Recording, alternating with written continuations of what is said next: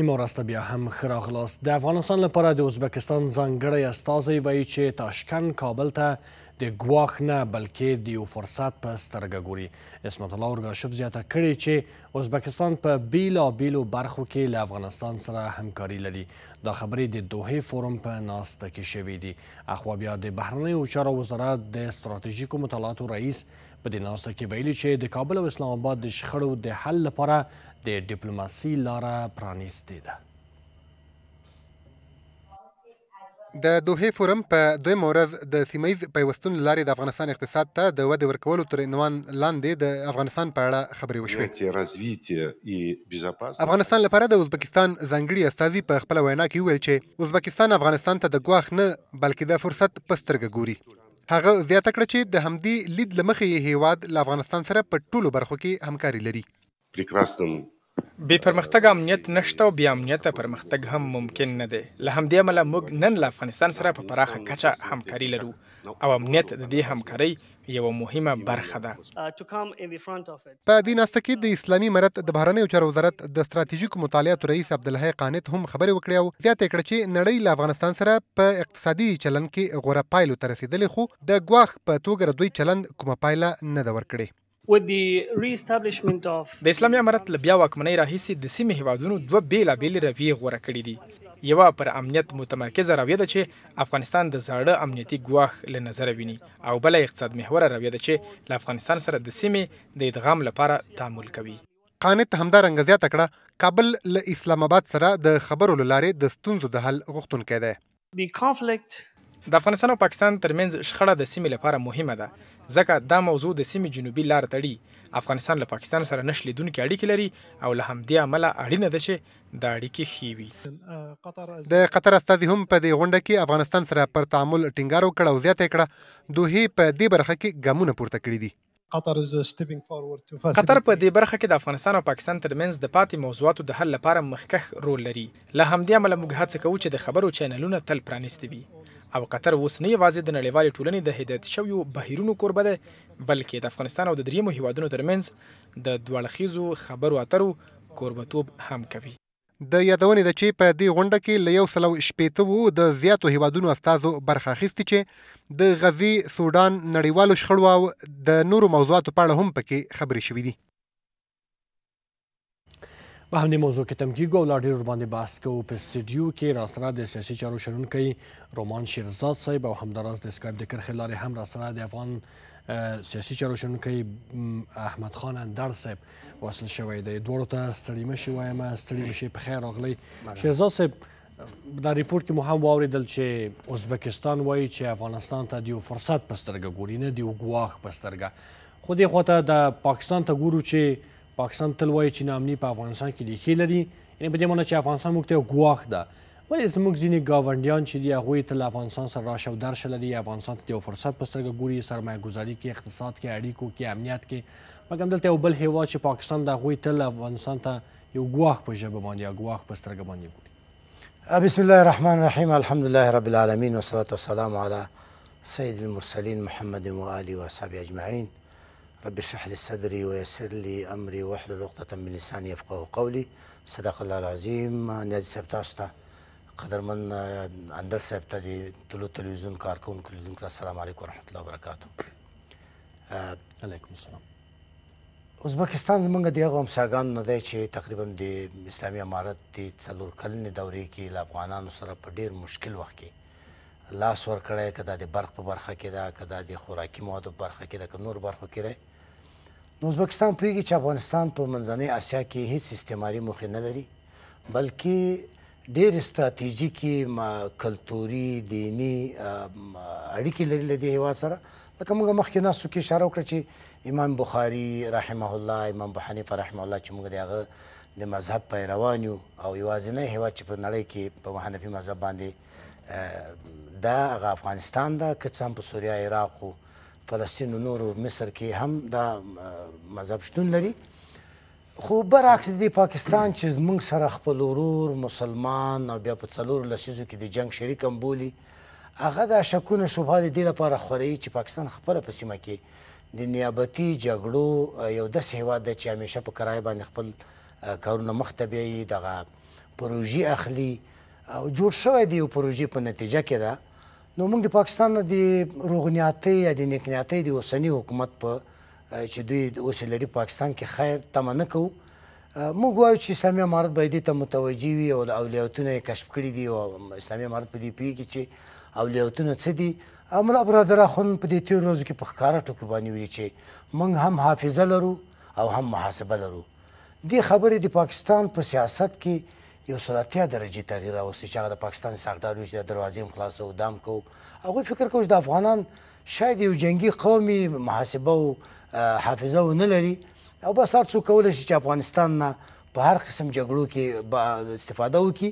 خو داسې نه ده. الحمدلله موږ ته د 45 کالو جګړې د نظامي تجربې سره سیاسي و استخباراتي و علمي و هر قسم یو پوهه موږ ته راکړې ده. ملت اوس ویښ دی. مخالفین معایدین ټول د پاکستان د دغه استعماري کړنو په ضد باندې ولاړ دي. فقط په اسلامي امارت مو دومره غږ ده چې خپله کورنۍ وظیفه چې هغه په داخل کې د بیکارۍ مخه نیول دي د فقر مخه نیول دي.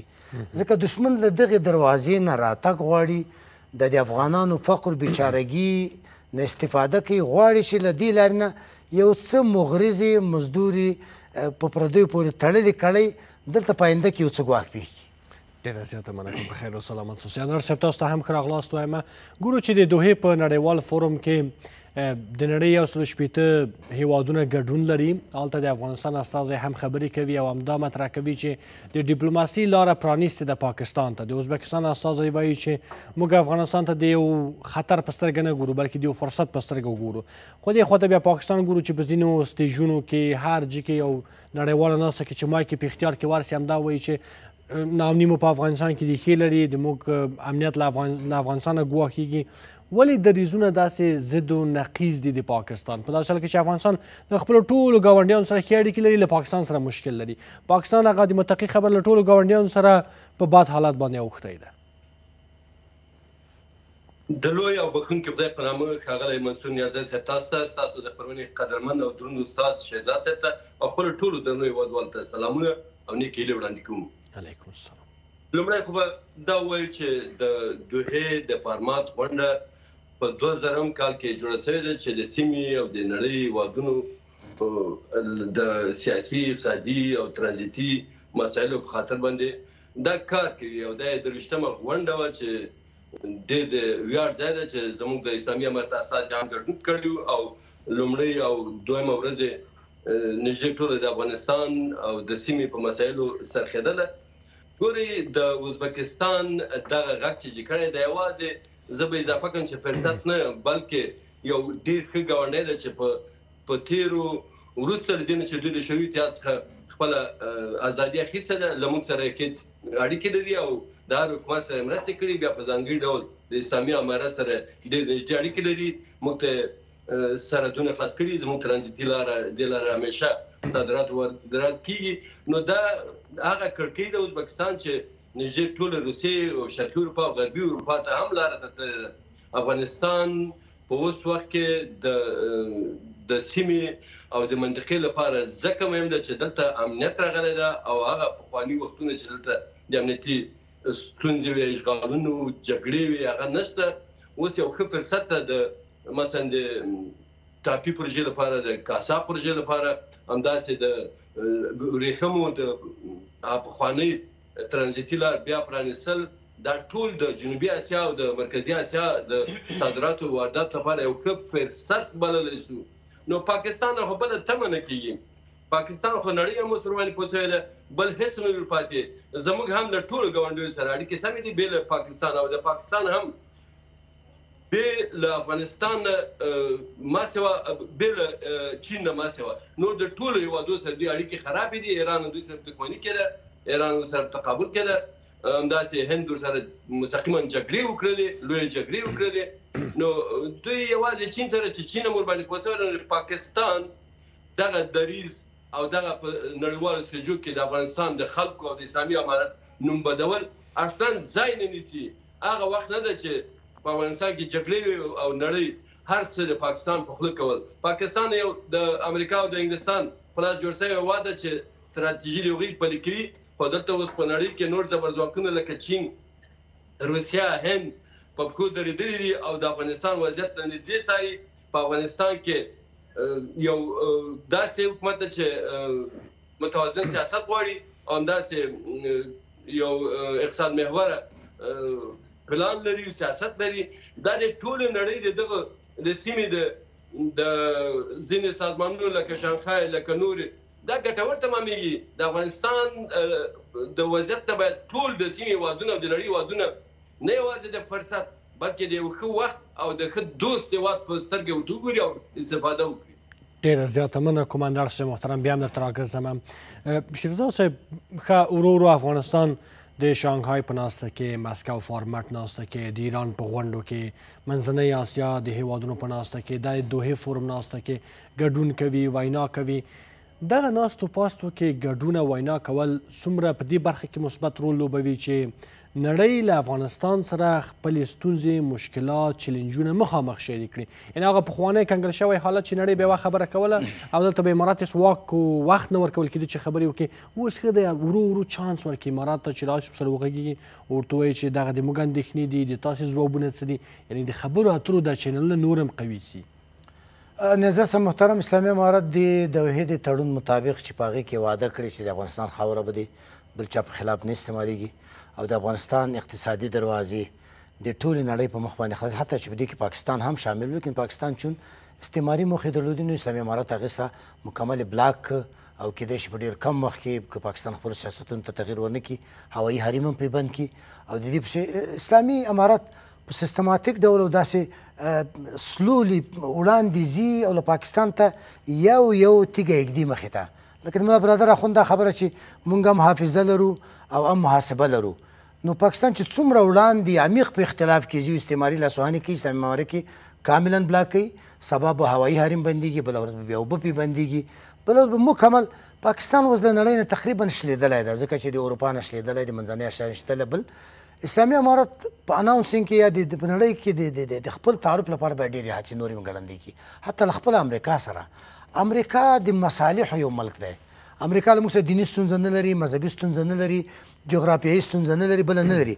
امریکا موږ سره د مصالحو ستونزه لري او مصالح موږ کولی شو چې امریکا ته ووایو چې راځه ستا مصالح هم رعایت کېږي، زموږ هم رعایت کېږي، د استعماري موخو نه ته تېر شه، مصالح لکه څنګه چې چین راځي تاسو هم راتلی شئ دلته پانګونه وکئ. خو که ته د موږ خاوره د چین په هېواد په ضد استعمالوي دا موږ نشو کولی، دا زموږ همسایه ده. همسایه په اسلام او په نړیوال عرف کې ډېر ستر یو اهمیت او ارزښت لري. موږ دا کار هېڅکله هم نشو کولی. موږ پاکستان نه یو ځان په کرایه ورکړو. یعنې د موږ د پاکستان تر فرق دا ده چې پاکستان خاوره هم په کرایه ورکوي، سیاست هم په کرایه ورکوي، پوځ هم په کرایه ورکوي، ملیشې هم په کرایه. موږ دا کار نه کوو.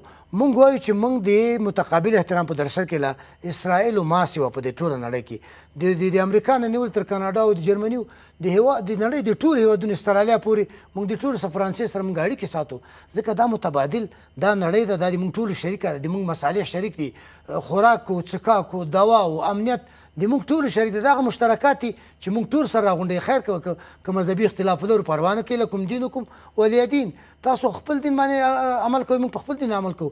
موږ هغوی لا اکراه فی الدین، د لا اکراه فی الدین معنا دا ده چې نه څوک په زوره دین ته راولو نه یې وباسو.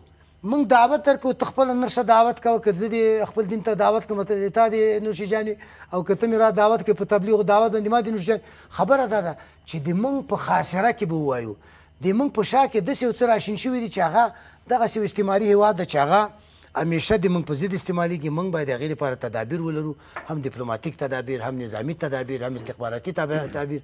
هم موږ اوس باید وسلې باید ترلاسه کړو د خپل هېواد د موږ جغرافیا ته باور پالا وکړي. نیازي صاحب چې د هېچا نه خطر نشته، صرف له شانه خطر دی، ځکه په کرایه باندې هم دغه ملک ورکول کېږي، تخریب هم دا ملک کوي، نیابتي ډلې هم د سره دي، داعش هم درسره ثابت شو، ټلوال هم دلته راووتله، دا ځینې چې ځان ته چیو وایي دا هم دلته راووتل. زه په هغه ډلو باندې چې په افغانستان کې د قدرت خوبونه ویني، زه هم د مثبتې لارې نه راشئ، اسلامي امارت سره کښېنئ، تاسو هم افغانان یې، حق لرئ برخه درکول کېږي. دا اوس چې د ملي پاڅون د اسلامي پاڅون یوه ورځ ده د افغانستان د جغرافیه د ساتنې یو ستر جهاد ده. په دې کې تاسو را شامل شئ، راځئ خپله قرباني وښیئ. تاسو د قربانۍ نه مخکې امتیاز غواړئ، امتیاز پرېږدئ، راځه که دومره تکړه او رښتیا هم د اسلامي امارت نه برخه په حکومت کې غواړئ، راځه اول خط ته لاړ شه، راځه تیاری ونیسه، قرباني او اخلاص دې وښیه، بیا برخه مو واخله، د نور غوندې واخله. زیاته مننه کوم. په خیر او سلامت اوسئ. اندر صاحب، دا ځینې پیښې که چیرې یا پرېکړې درنې وي خو بیا ښه پایله لري چې راویښوي م سړی، که دا تصمیمونه امارات ونیول چې مثلا له پاکستان سره دغه ترانزیتي لارې بندې سي، که هغه تورخم د سپین بولدک د غلام خان د لارې، خو یو ښه وضعیت یې په دې خاطر هم رامنځته کړی ده چې افغانان هم پوه سي چې باید تکیه په یو اړخ باندې ونه وي او نور اړخونو باندې هم تکیه وسي. دغه یو طرفه تجارت چې موږ پخوا 20 کاله په تورخم باندې دومره متمرکز ولو یا تکیه هم درلودله، دا نو له منځه لاړ سي. فکر کوئ چې دغه رقم ګامونه، دغه رقم پرېکړې چې شوي دي، پورته سوي دي، مؤثرې دي، اغېزمنې دي، نور هغه وختونه پای ته رسېدلي دي چې پاکستان به تورخم وتړل، دلته به په کابل کې به موږ لاس پښې ورکولې؟ ډېره مننه کوم ښاغلی نیازی صاحب. موږ له دغه خپل ګاونډي هېواد سره چې ډېرې ستونزې موږ سره لرو، جغرافیوي ستونزې لرو، مګر ډېر ګډ مشترکات لرو چې هغه که سیاسي دي، اقتصادي دي، مذهبي دي، فرهنګي دي، ژبني دي، ډیپلوماتیک دي. خو دا ظالم غلام ګوډاګی هېواد ټول واک یې د فوج او استخباراتو په لاس کې ده. لومړی په خپلو خلکو ظلمونه کړي دي او بیا ټولو ګاونډیانو ته تل ترهګر روزلي دي. زموږ هر حکومت مشرانو دوی ته ویلي چې زموږ سره اړیکې سمې کړي، که نه یې وخت کې به دا اور د تاسو لمن هم ونیسي. اوس په پاکستان کې سیاسي، اقتصادي، فرهنګي او امنیتي وضعیت تر اخري حده کړکېچن ده. له دوی نه خپله لاره ورکه ده. ځینې خپلې ډلې چې خپلې جوړ کړي اوس مقابل کې په حقیقتو پوه سوي دي، دوی په زړه راجګ سوي دي. جهاد کې هغه په موږ باندې کوي په داسې حال کې چې 100 سلنه اغزن سیمې خلاف د 1893 د هغې معاهدو په ضد باندې تیر کړی ده. بیا هم دوی د اټومي قوه سره ګیلې ګزاري کوي. دوی ډېره خرابه محاسبه کړې وه، ډېره خرابه نسخه یې وکاروله چې هغه زموږ کډوال یې وځورول، همداسې ترانزیتي لارې به یې تر بندولې او زموږ د تجارانو مالونه یې خرابول. زموږ په تجارانو ټکس ډېر ورده، په وارداتو او صادراتو ظلم یې کوو. او بل لوی خرابه نسخه او محاسبه یې دا وه چې زموږ هوایي حریم یې نقص کړ. دوی د پخوانیو جګړو د اشغالو وخت کړی چې تل به یې کونړ، پکتیکا او خوست ویشتل، وړاندې به راتلل. دوی هغه کوم درس چې د افغانانو په منځ کې و او موږ خپل منځي شخړې ډېر لرو، خو دا ټول افغانان د ښاغلي امیر خان متقي خبره سره یو کړل. په بهر کې 10 میلیونه افغانان چې دي په یو غږ د خپل حکومت او د خپل هېواد د ځمکنۍ بشپړتیا په خاطر ودرېدل، د پاکستان په ضد یې غږونه جګ کړل. او اوس ټول افغانان په میډیا کې همدا غږ په اسلامي امارت کې چې دروازې ورباندې بندې کوي، د دوی د خراب مواد، دغه زهرجن مواد مه راپرېږدئ، پرېږدئ چې د دوی تجاران لکه زموږ تجاران چې تل به یې میوې خرابېدې، اوس د دوی د شرنګاني او پړنګاني او د مالټې دا نور مواد ټول خراب شي. دا دوی ته یوه هغه درس ده چې دوی به لکه اسلامي امارت چې لوی تضمین ورڅخه غواړي، دوی باید آماده شي چې د تل لپاره زموږ سره ترانزیتي لاره سم وساتي، اړیکې سمې کړي او پخواني خوبونه ونه ویني. دومره ظالم غلام ګوډاګی حکومت ده چې د خپلو خلکو په فکر کې نه ده، د خپلو خلکو باندې هم ظلم کړی ده او د خپلو بادارانو په اشاره چې پیسې اخیستې دي، غواړي چې نوې نوې پروژې عملي کړي، عملیات په پښتني او په بلوچستان او سیمو کې وکړي تر څو جګړه افغانستان ته راشي. خو دا خوبونه یې نه ویني. اوس هغه وخت نه ده. د افغانستان لویشت خاوره د افغانستان د اسلامي امارت یعنې د مرکزي حکومت ته اداره کېږي. هر هغه ترهګر چې دوی روزي د داعش په ډله کې ټول ISI او فوج په پټه او په وزیرستان کې په نظامي اډو کې روزي او بیا په دې نامه دلته رالیږي تر څو مرکزي اسیا او چین ته او نور شرقي اروپا ته ولیږي. د خپلو بادارانو په اشاره په دې کې پاتې راغلي دي او چین، روسیا، مرکزي اسیا هېوادونه او شرقي اروپا دې باید پوه شي چې له افغانستان سره کلکه ودرېږي، موږ ته ډېرې لرې ویشتونکې وسلې راکړي او همداسې له موږ سره نورې اقتصادي مرستې وکړي. که نه که چیرې اسلامي امارت نه وای، اوس به دا ډلې چې امریکا په اشاره پاکستان کې ماشینونه ټیږي جوړېږي مرکزي اسیا ته ورسېدلي، دوی ټول خبر سي، ایران هم خبر سي چې څنګه څو میاشتې وړاندې د داعش حملې په ایران کې وکړې چې په سلګونه نفر یې ووژل.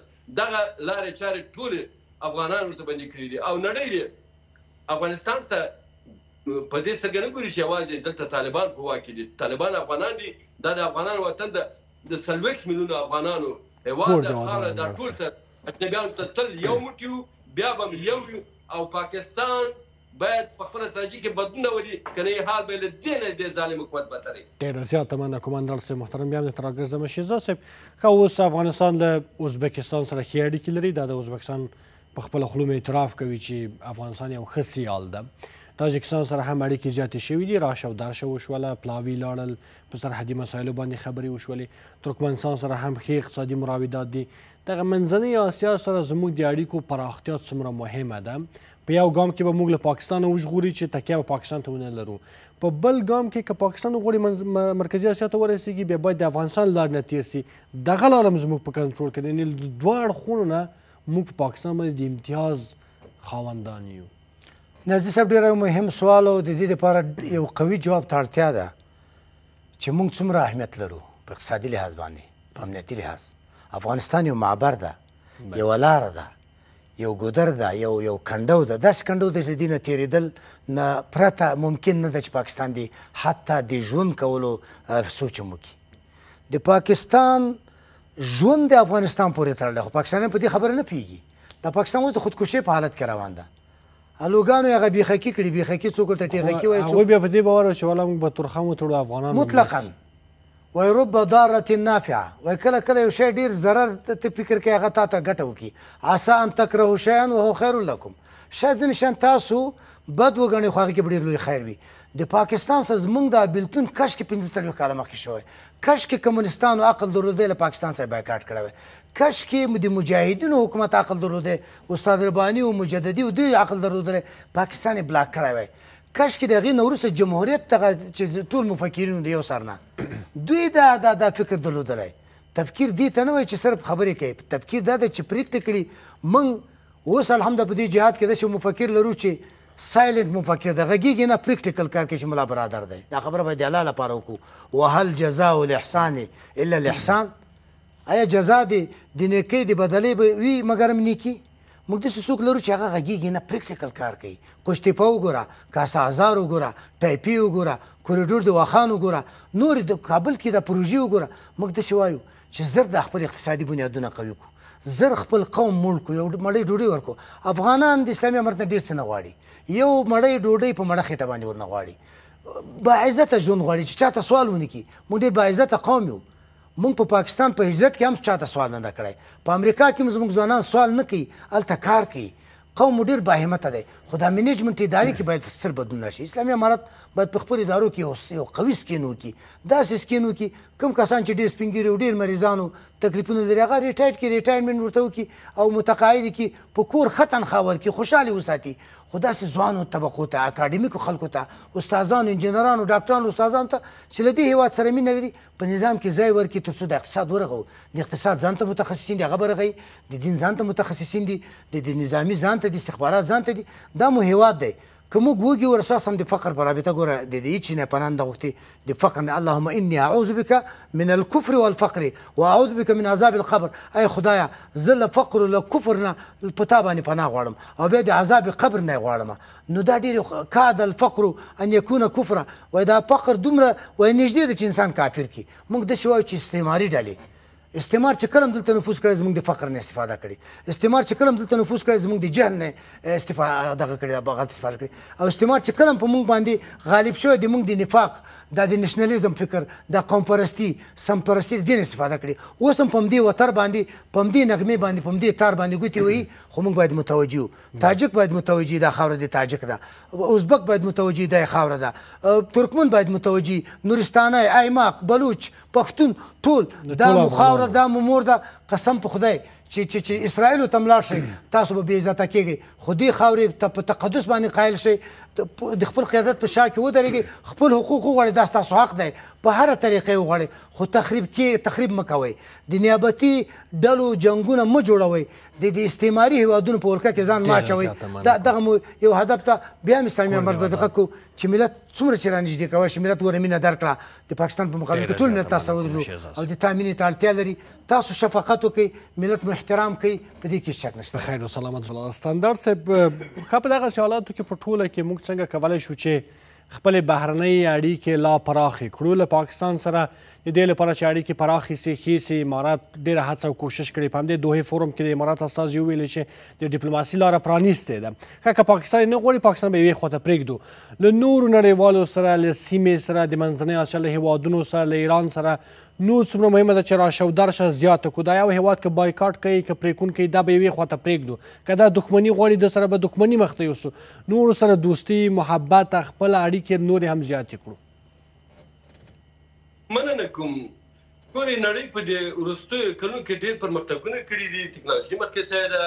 همداسې زموږ په هېواد کې له بده مرغه چې جګړې وي او داسې فکر کوي چې افغانستان کې به تل جګړې وي یرغلونه به وي. هېچا فکر نه کوي چې اول روسان یا شوروي اتحاد له دومره ځواک سره راغلي وي چې دوی به افغانستان پرېږدي او په واضح ډول اعلانونه هم کول چې دا به زموږ 15 جمهوریت وي. همداسې ډېرو افغانانو هم چکچکې ورته کولې او بیا کله چې امریکایان راغلل د خپل راټول غړي هېوادو سره په خپل افغانانو موږ دا فکر نه کوو چې دا ظالمان به څنګه وځي. خو دا هر څه د افغانانو له شجاعت او د جهاد په ذریعه سرته ورسېدل. اوس افغانستان هغه ځینو تنظیمونو حزبونو ځینو البته چې ډېر غوښتل چې په ارزانه به وپلوري هغه وخت لري ده. افغانستان خپل ځای پیدا کړی ده او موږ ته دوی دومره اړتیا لري چې بیخي خپل جغرافیایي موقعیت ته چې ګورو جیوپولیټیک جیوکرامیک دا ترانزیتي لاره دوی باید پوه سي چې افغانستان کې اوس امنیت ته او دا امنیت د ټولو هېوادو په ګټه تمامېږي. همدا اوس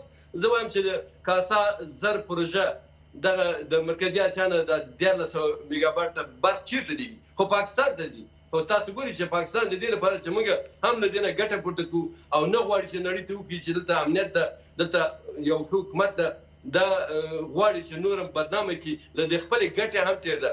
راځم دې ته چې په دې غونډه کې موږ ولیدل چې عربي هېوادو ټولو د افغانستان سره سیاسي تعاملات وکړل. خو دا ظالم اسلامي او غیر اسلامي ځینې عربي هېوادونه چې دا غږ پورته کوي ولې د موږ سره سیاسي تعاملات نه سموي. یوازې قطر چې ځینې ستراتیژیکې اړیکې په مخ بیایي نور هېوادونه باید په زغرده سره د موږ سره اړیکې سمې کړي. او راځم دې ته چې موږ څنګه کولی شو موږ دغه سیاست چې اسلامي امارت بهرنی سیاست یې کړی ډېر ګټور تمام شوی دی. زموږ خاوره د هېچا په ضد نه استعمالېږي او د ټولو زبرځواکونو د سیمې هېوادونو هیله کوو چې خپله سرمایه‌ګذاري زموږ په هېواد کې وکړي. خو دا به هېره نه کړو چې اسلامي امارت په کور دننه کې ډېرې دندې لا سرته نه دي رسولي. ښاغلي استاد شیرزاد ډېر یو ښې موضوع ته اشاره وکړه. موږ ډېر قدرونه لرو دا باید وخت سوځونه ونه کړو. 4.5 کاله کې اسلامي امارت تېرېږي دلته موږ په هره برخه کې اکاډمیک خلک لرو مسلکي خلک لرو چې یا بهر کې دي یا شاقه کار کوي یا په کور دننه بې وظیفې دي. موږ باید دغه سیاسي ناستو لپاره علومي سیاسي ماسټران ډاکټران ولېږو په انجینران نه کار واخلو له خپلو کډونو کار واخلو. دا وطن چې افغانان جوړ کړي بل هېڅ څوک نه جوړوي او دا فکر نه کوي چې موږ ته نو نړۍ ضرورت لري احتیاج ده نو موږ به هر څه په خپله خوښه مخ بیایو. دا هېواد چې څنګه افغانانو ساتلی او د افغانانو د اجنبیانو په ضد جنګېدلي دي د خپلو حکومتونو په ضد هم راپورته شوي دي مقابله یې کړې ده. نو پرې نه دي چې افغانان خپل حقوق ونه لري. افغانانو ته باید حقوق ورکړل سي. په کور دننه کې ډېر موضوعات لا هم نه دي شوي. که چیرې موږ په کور دننه کې یو ښه اجماع ولرو یو لویه جرګه جوړه کړو اساسي قانون لرو او خپلو خویندو ته حقوق ورکړو زه باور لرم چې د نړۍ ځینو زبرځواکونو ته نړیوال ټولنې ته هیڅ راز بهانه نه پاتې کېږي. وطن کې امنیت ته له دې امنیت نه اول باید افغانان استفاده وکړي او هغه استفاده دا نه ده چې ووایي چې دې هېواد سره اړیکې جوړې شوې دلته هم سفارت خلاص کړه دلته دا 40 میلیونه نفوس چې 10-12 میلیونه مهاجر دي له دې نه له نیمو نه زیات ورته راستنولی شو او د پاکستان کې چې کوم کډوال پراته دي د ایران کې دې ستونزو ته رسېدګي وکړو. بیا تاسو وګورئ چې زموږ سیاسي تعاملات څومره زیاتېږي. په ملګرو ملتونو کې به خپله چوکۍ لاسته راوړو. زموږ استازی به د ملګرو ملتونو د امنیت شورا کې په زغرده د خپل هېواد او د خپل حکومت د اسلامي امارت دفاع کوي. اوس به تاسو ګورئ چې هغوی په دې راتلونکي کې غونډه نیسي زموږ استازی نه دی وکړي یو طرفه قضاوت او فیصلې به کوي. د دې ټول لپاره ویلی شو چې په خپله د افغانانو اتحاد یووالی ډېر مهم ده. لکه په تېرو 2 میاشتو کې د پاکستان د یرغل او د پاکستان د دې ترانزیتي لارې تړلو په حساب چې ښکاره کړې ده. زه باور لرم چې افغانان دغسې یو ملت ده چې تل د اجنبیانو مقابل کې یووالی کړی بیا به هم یووالی کوي. خو په خپل کور دننه کې هم باید ډېر هغه حقوق دي چې ولې تاسو وګورئ چې څومره هېوادوال مهاجر دي ولې موږ په ځینو ناستو کې اکاډمیک خلکونه لرو حتمي ده چې باید د یوه تنظیم خلک رواني دا وطن د ټولو افغانانو ده او تاسو بیا وګورئ چې د اسلامي امارت د نور څومره پرمختګونو کې کله چې په کور دننه کې ځینې مسایلو ته توجه وکړه.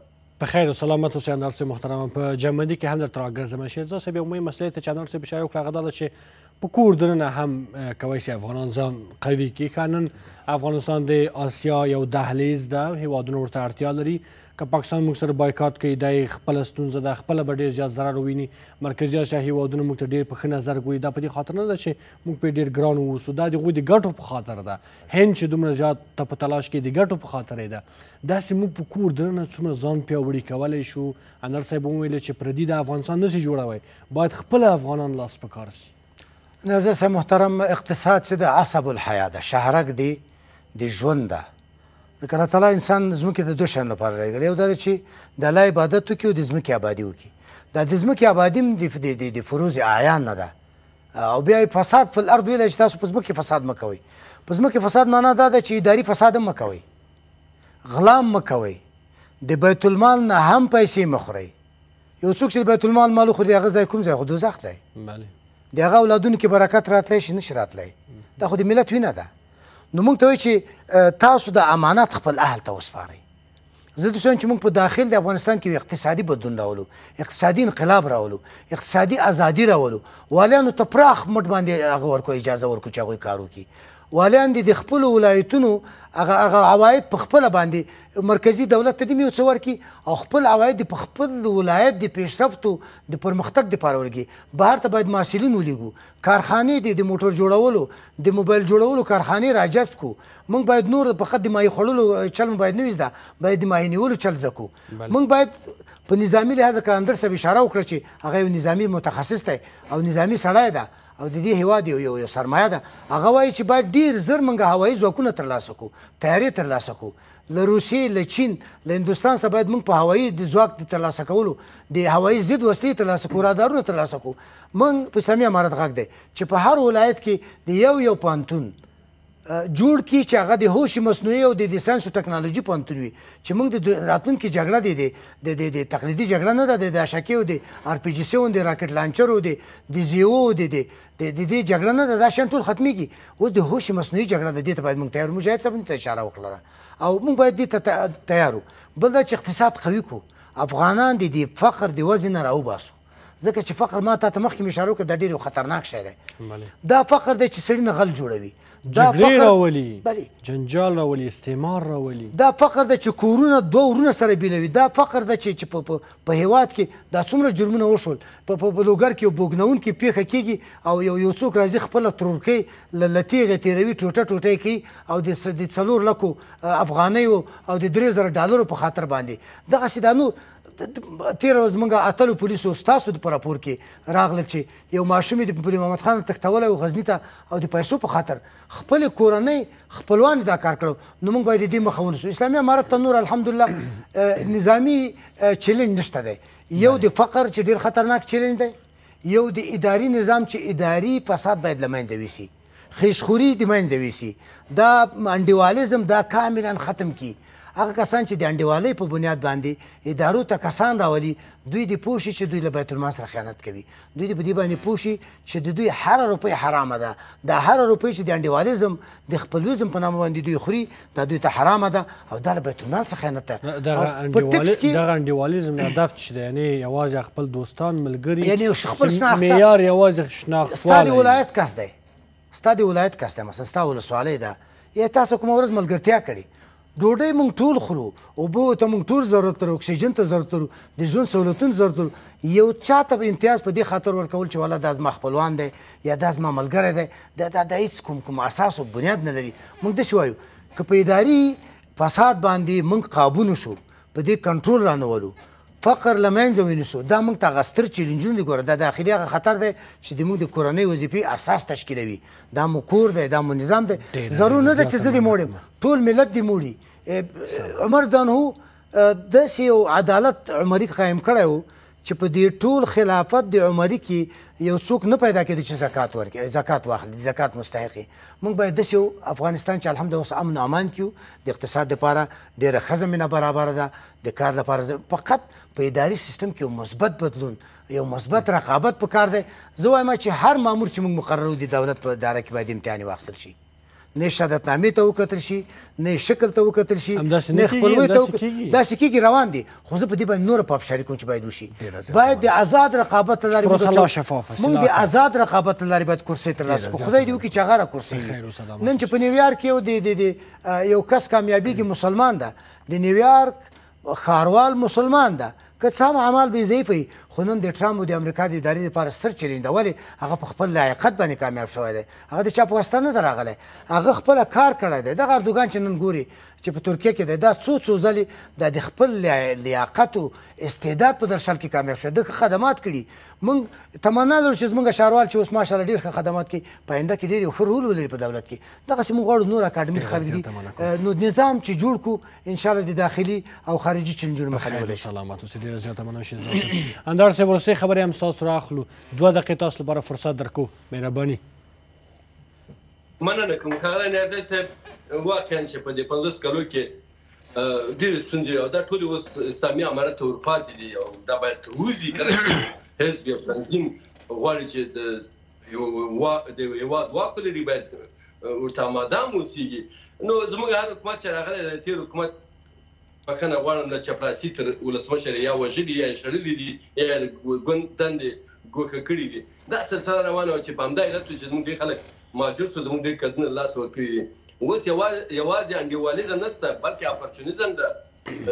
اپرچونیزم په دې معنی چې ځانګړي فورمونه ورته جوړ شوي چې هلته لیکل شوي چې آیا تا د اسلامي امارت په لیکو کې جهاد کړی، که جهاد یې نه کړی، دندې نه ورته ورکړي. که زه دروغ وایم، استاد شهزاد وایم، تاسې وایي. بیا اندر صاحب ورکه بیا په همدې برخه کې یو ښه فرمان بیرته اسلامي امارت رهبر ورکړ چې دغه پارچې یا دغه فورمونه چې هلته ثابته کړي د یو چا جهادي مخینه، دا د وایي له منځه لاړ سي، وایي دا د معیار ونه ګرځول سي.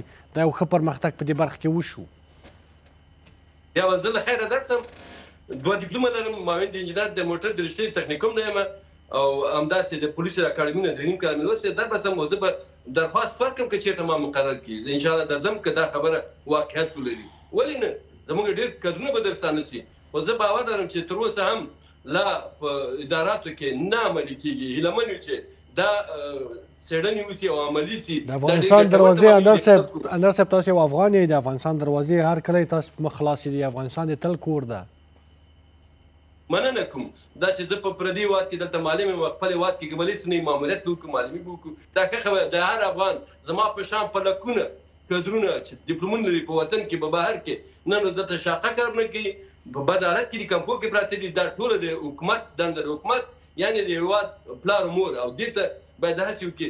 راځم دې ته چې باید څه وکړو. ستونزې ډېر ورپاتې دي، خو په دې ټولو کې 4.5 کاله ډېر وخت ده. 4.5 کاله کې اساسي قانون جوړېده د خویندو د مکتبو لپاره، دا چې مارکیټو کې ګرځي، په بازار کې ګرځي، امنیت شته ورته. او بیا موږ ولې امنیت ونه وایو چې امنیت ټولې نړۍ ته وایي چې، او زه هم وایم چې 100% داسې امنیت په دا 50 کلو کې نه و. دا امنیت چې راغلی دا باید پوهنتون کې وي، په ښوونځي کې وي، دا شرایط به ورته آماده سي. او همداسې د ځینو کړیو سره چې هغه که ښه دي که بد دي، خو زموږ وروڼه دي، افغانان دي، دا چې پاکستان یې په کې نیسي، غونډې ورته جوړوي، او ترکیه کې وي، نور استخبارات کوي، په امریکا کې. د دې ټولو لپاره اسلامي امارت نه زموږ خواسته چې دوی سره اړیکې ونیسي. دا زموږ وروڼه دي، وطن ته یې راولي. هره موضوع چې خپل وطن کې جوړه کړو، سره وغږېږو. او نور هغه ځینې کړي دي خوبونه نه ویني چې تل به دلته امریکا یا چین یا روسیه راځي، دلته به اشغال کوي، یرغل به کوي، بیا به دوی واک ته رسېږي. دا وطن د افغانانو ده او هغه کار باید حرکات وسپارل سي.